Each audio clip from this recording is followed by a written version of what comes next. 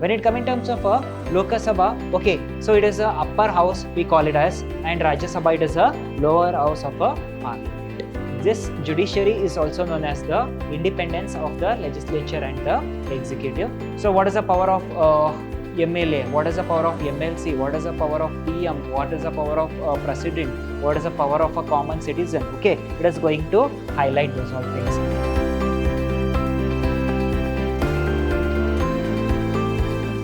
Hello everyone, warm welcome to one and all. I am Mr. Hemant Kumar from the Department of Commerce and Management, Vidhyaashram First Aid College, MYSURU, the Temple of Excellence. In today's session, we are going with the session 1 of Unit 3. It's about political and legal environment of a subject, business environment, for third semester BBA students. This is agenda of today's session. We are going with a brief introduction to a political institutions. Okay, so brief introduction. So what exactly the political institutions are? So firstly, we need to consider the legislature, followed by executive, judiciary, and the COI, that is Constitution of India, and role of central and the state government in business. So what exactly the role that is played by the central and the state government when it comes in terms of business? There are certain laws that is made by state or central government which must followed by the business entity, and in the same way, so there are certain policies which must strictly followed. Okay, so these are the things that we need to learn there. Okay, so and extent of state intervention in business. Okay, so how exactly the state intervening inside the business? These are the topics we need to cover in today's session. Political institutions in India. Political institutions are the formal structures and the systems through which a country is governed. Okay, so it is a formal structure. It is a formal system where a complete country get governed by this system. Okay, so they make a standardization in terms of system when it come in terms of legislature, when it come in terms of constitution. Okay, so which must followed by all the citizens of our country. They provide the rule, procedures and framework. Okay, so what it is going to do? It is going to give a instruction regarding the procedures, okay, rules, regulations which must strictly followed, making collective decisions. Okay, so it also make collective decisions. Say for example, okay, so the Constitution of India, the legislature, Lok Sabha, Rajya Sabha. Okay, so there are strict rules and regulations which must be followed in our country. Maintaining law and order. To maintain law and order, this strict system is needed, and safeguarding the citizens' right. Okay, see what happens? There are certain rules, legalities, formalities which must followed by all the citizens. Okay, so there are certain business which is legal in nature, there are certain business which is illegal in nature. Okay, so there are certain rights, there are responsibilities of an entrepreneur. Okay, so there are human rights, there are rights of the people. Okay, so it is combined with these all things. In India, the key political institutions are the legislature, executive, judiciary and the constitution. Okay, when it comes in terms of India, okay, so we consider the legal things like legislature, executive, judiciary followed by the Constitution of India. Let us go with each and every aspect individually. Okay, so firstly we consider the legislature. What is legislature? The legislature is a law-making body of the government. Legislature is a law-making body. It is the ultimate body which used to make rules, regulations. Okay, so it is the only authority which used to recommend the amendments. Okay, so this is a thing. At the central level, it is also known as bicameral. Okay, which consists of two bodies. One is Lok Sabha, second one is Rajya Sabha. Okay, so bicameral means which consists of two bodies. Okay, that we call it as a Lok Sabha and Rajya Sabha. When it comes in terms of a Lok Sabha, okay, so it is a upper house we call it as, and Rajya Sabha it is a lower house of a parliament. When it comes in terms of a Lok Sabha, it is also known as the house of people. Okay, so directly elected by the citizens of our country. When it comes in terms of Lok Sabha, directly elected by citizens of our country. When it comes in terms of Rajya Sabha, it is also known as the Council of States, okay, or state legislature. Represent the states and the union territory. This is Rajya Sabha. The lower house we call it as a Lok Sabha, that is upper House. Its main function include making the laws, if there is any law which should be made, if there any law which should be implemented, if there is any section should be added, should be deleted, okay, should be taken care by the Lok Sabha and Rajya Sabha. Controlling finance, okay, controlling the Ministry of Finance, holding the executive accountable. Okay, so these are all the things or the responsibilities that is being managed by Lok Sabha and Rajya Sabha, that is the legislative body of our country. The legislative ensures the democratic decision making and represent the people's interest. Okay, so it is going to highlight the interest of the people because India is a democratic country. Followed by executive. Here what happens? Okay, so here when it comes in terms of a legislature, it is going to make a system. It is a rules, regulations, restrictions which must followed by the people. Okay, here executive is, it is the implementing body which used to implement the law, rules, regulations which is made by the legislature. Done. So it is going to implement. The executive implements laws and policies formed by the legislature, which is been formulated by the legislature. It has two components. Okay, first one is nominal executive, second one is real executive. Nominal executive is about president, real executive is prime minister or council of ministers. Okay, so one is nominal executive, second one is real executive. At the state level, the government and the chief minister with a council of ministers perform similar functions. Okay, so whatever the things that is been given by the legislature should be implemented by the team. The executive ensures efficient administration and policy execution. Okay, so efficiency, effectiveness, okay, implementation. Okay, so these are all the things it is going to take care of. Moving forward, the judiciary. The judiciary interpret laws. Okay, it is going to interpret the law, protect the constitution and ensures justice. So it is a body which is going to protect the constitution, follow the constitution. So if there is anybody who go against the constitution of India, this is a body which used to hold them and give the punishment. Okay, it is the independent of legislature and executive. This judiciary is also known as the independence of the legislature and the executive. The Indian judiciary system has a 3 levels. Okay, so Indian judiciary system have 3 levels. One is district court, second one is high court, followed by the Supreme Court. Supreme Court is also known as the apex court. Okay, so and in the same way when it comes in terms of a high court, okay, so state level judicial authority. We also call this high court as a state level judicial authority. In each and every state there is a high court, and in our nation there is only one Supreme Court, and in each and every district there is a district court which is present to give the justice to the people. The judiciary is also known as the guardian of Constitution of India, which used to take care of the fundamental rights and the responsibility of people, and which used to follow the acts which must followed by the people. Followed by the Constitution of India. We people are aware of Constitution of India, right? So that we call it as a COI. Okay, so when it comes in terms of a Constitution of India, Indian Constitution is one of the largest constitution in the world. Okay, see, this constitution had adopted on 26th January 1950. It is the supreme law of land. Okay, supreme law of land means it is a supreme law of our country, that is India. What exactly this Constitution of India is going to say? Okay, so it is going to say about, it defines the framework of government. Okay, so it is a framework that has been formulated by the constitution, okay, so of government. So there are certain rules, regulations, restrictions, okay, designations, power, position, okay, so that we call it as a framework of government. And also distribution of powers. So what is the power of MLA, what is the power of MLC, what is the power of PM, what is the power of president, what is the power of a common citizen? Okay, it is going to highlight those all things. Rights and duties of a citizen. It is also going to highlight the rights and duties of the citizens and roles and the responsibility of citizens of our country.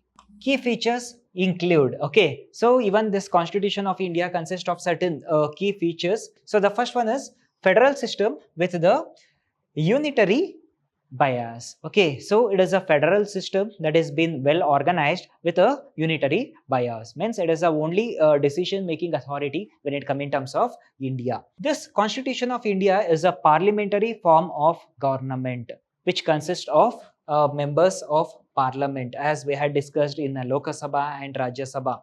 Fundamental rights and duties. So it also consists of fundamental rights and the duties of people.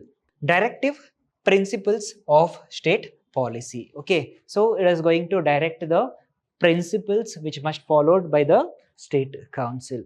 The constitution guide all the political institutions and ensures the democratic governance. Okay, it is going to guide the political institutions. Okay, it is going to give the power to the political institutions. It is going to highlight the roles, responsibilities which must follow strictly followed by the political institutions. Role of central and the state governments in business. So how exactly the central and the state government play a role when it comes in terms of a business? The name itself, it is going to say it as a central government. It is government of India which used to look over the complete nation. When it comes in terms of a state government, it is to take care of the only particular state. Okay, when it comes in terms of the policy formation, so how exactly this central government is going to formulate a policy? Forms national level economic, trade and industrial policy. Okay, so it is beneficial for the economic development of our country and also to maintain the stability in our economy.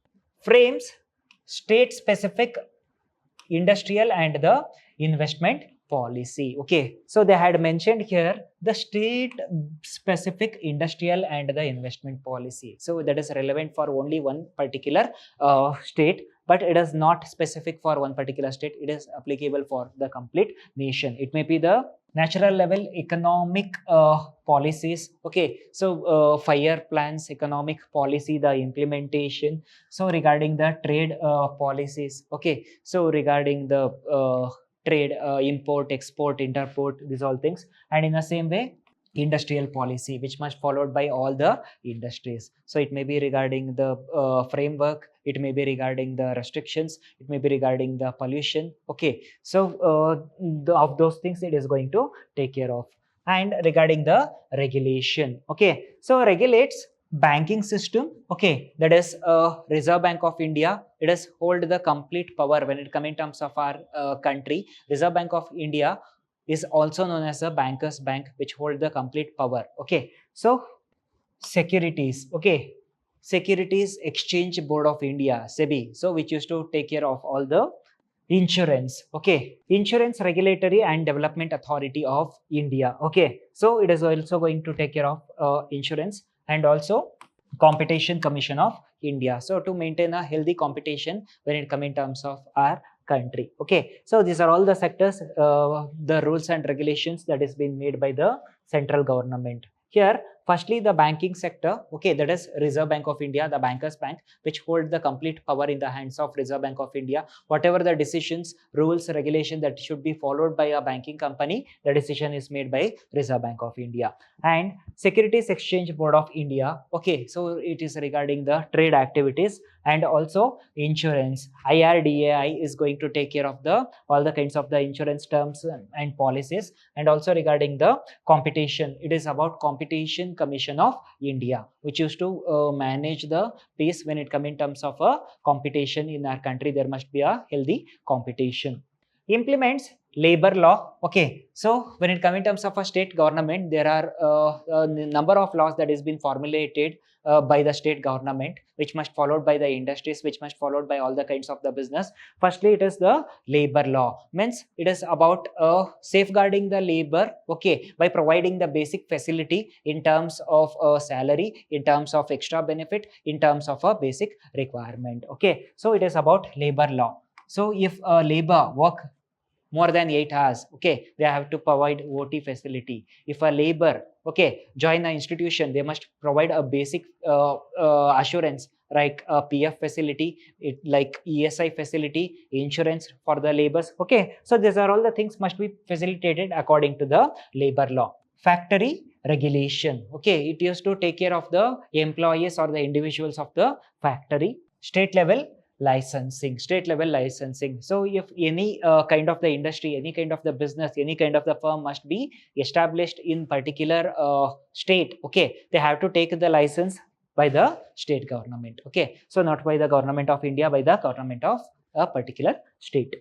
Infrastructure. When it comes in terms of infrastructure, it develops national highways, airports, railways, ports, power project. Okay, so these are all the things that is being taken care by the central government. As we know, so the development of the national highway, it is a responsibility of a central government, and the airports. Okay, so airport is a responsibility of a central government. Again, the Indian Railway, it is a responsibility of the central government.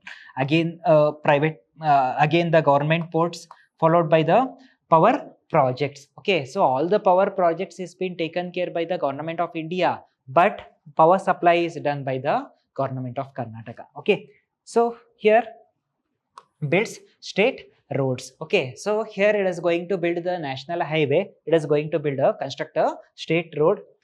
Industrial parks. Okay, industrial parks, it is going to construct industrial parks and manages the power distribution. As I said, they are going to manufacture a power, they are going to distribute the power.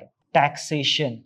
So when it comes in terms of a tax system, it is a main responsibility of a government of India in our country. So there are many various kinds of taxes. Okay, levies central GST. Okay, so already we people know GST has been classified into central and the state GST. It is going to take care of the central GST. Income tax, whatever the income that we have. Okay, so we are supposed to pay the income tax based on our income limit. Customs, if we are going to import the goods from the foreign country, if we are going to import the services, we are going to pay a special kind of the tax called custom duty.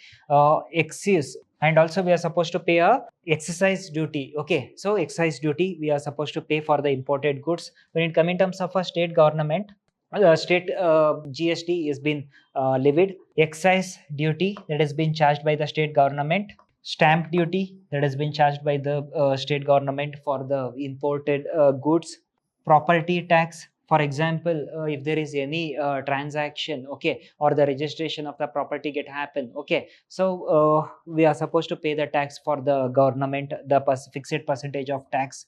The registration fees. Okay, so registration fees, so there are certain registration fees should be paid to the central government. Okay, so it may be a land registration, it may be a vehicle registration. Okay, so anything, okay, any kind of the asset, okay, registration fees should be levied by the state government. Extent of the state intervention in business. So how exactly the state government is going to intervene when it comes in terms of business? Regulatory intervention. So it is going to make a regulatory framework when it comes in terms of business, starting from the code of conduct till the tax system, starting from rules and regulations till the restrictions. Okay, so it have certain policies, procedures, okay, which must follow by the business entity. And ownership of enterprises. Okay, so even the state government hold certain sectors, it act as a entrepreneur when it comes in terms of certain sectors. It may be KSRTC, it may be a electric board. Okay, so there are certain initiatives that is being taken by the government of Karnataka as an entrepreneur.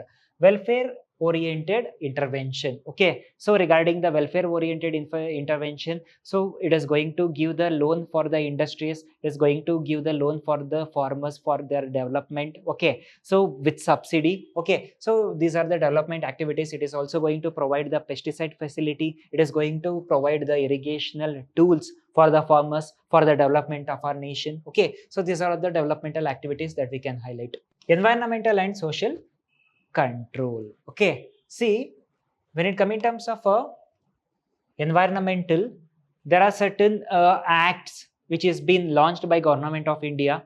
It may be a Environment Protection Act, the Air Act, the Water Act. Okay, so these are the act which must be strictly followed, okay, to protect our environment. And also the social control. the social corporate social responsibility of our nation. Okay, so which is been taken by the business firms. Okay, so it is a rule that is made by Companies Act 2013. Okay, so all the companies which is registered under the Companies Act 2013 should contribute minimum of 2.5% for the society. Okay, so which earn more than 5 crores of profit. Crisis intervention. So when it come in terms of any kinds of the crisis, pandemic situation, okay, so disasters, okay, so the government is going to take initiative and serve the people. Liberalization trend. Okay, so we people are almost aware of the LPG policy, liberalization, privatization, and globalization. It is a liberalization trend which used to benefit the trade activities in our country for the development of our economy. Moving forward, the next session we are going with the exim policy and the industrial policy. Okay, so we are going with the difference between exim policy and the industrial policy. Introduction to the government schemes for business. Okay, so there are a number of government schemes that must be followed. Startup India, Make in India, PMGP, PMMY, Credit Guarantee Scheme for state UPs, and also PLI schemes. And also we are going with the topic of political stability and instability. These are all the things we need to cover in the next session. Thank you.